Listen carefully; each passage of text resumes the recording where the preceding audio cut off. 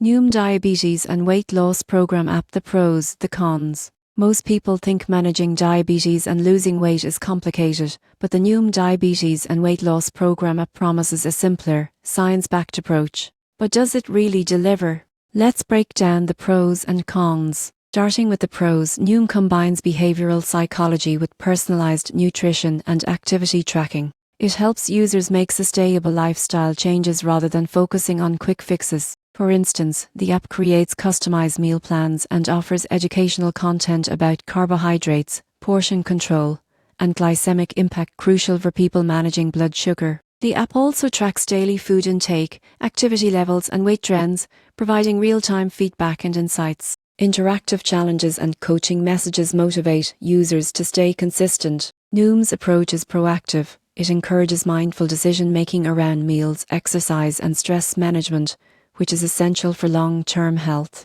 Another advantage is accessibility. Unlike traditional programs requiring in-person sessions, everything happens through the app.